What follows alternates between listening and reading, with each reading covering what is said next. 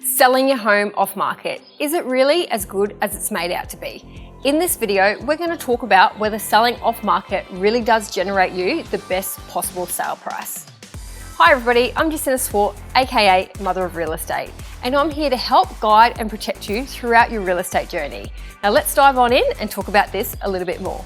So many agents are saying that selling off market is the way to go, but what they're failing to mention is some of the drawbacks that can occur when selling this way and can often lead to thousands of dollars being left on the table. Look, I can totally understand how off-market selling can seem appealing. You don't have to pay any marketing up front, and you might even be able to avoid that inconvenience of having to do open homes.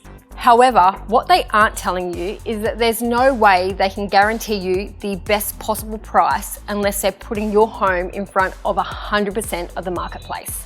This is absolutely impossible to do, regardless of how big your buyer database is.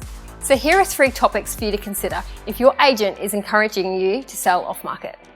Topic number 1, supply and demand. Anything is possible in a changing market.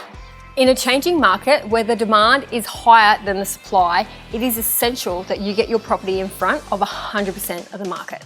There will be someone out there who will pay more for your home than somebody else. But for this to happen, we need to make sure that everybody knows that your home is for sale.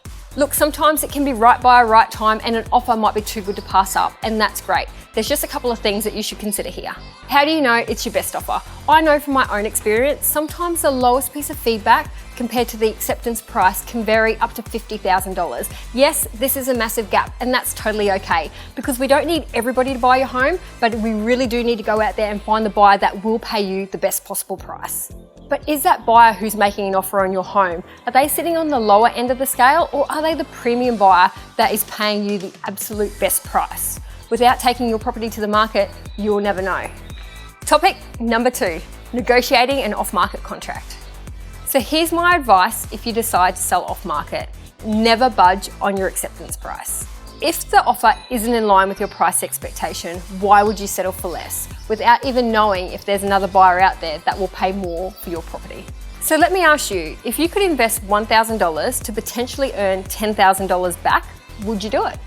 Great professional marketing will cost you anywhere between $1,000 and $2,000. However, maximizing your exposure and putting your property in front of the most amount of buyers could net you a higher sale price. So you could be leaving a lot of money left on the table should you sell off market. And this is just something I'm just not comfortable recommending to my clients. And I can't sit down and honestly say to my owners that this is the very best outcome that they can achieve unless I can put their home in front of 100% of the marketplace.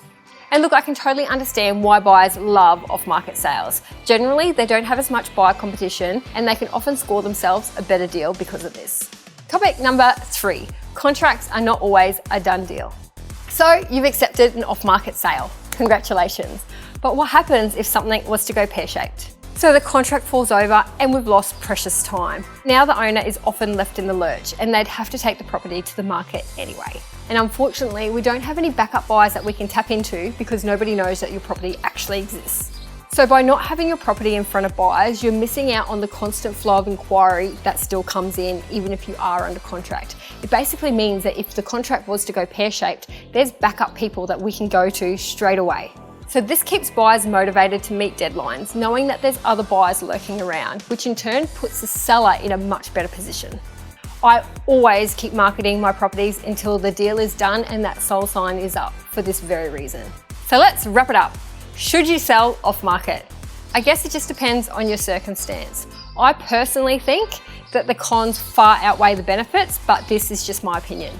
At the end of the day, if you're going to sell, make sure your agent is working for you and make sure they have your best interests at heart. So they say you can't sell a secret. Well, you can, but the result may not be as good. I'm Jacinta Swart. Thanks for watching. If you like what you see, like this video, subscribe to my channel, and make sure you don't miss out on more real estate content. And if you'd like to have a friendly chat about anything property, feel free to give me a call. I'm only a phone call away. Talk to you soon.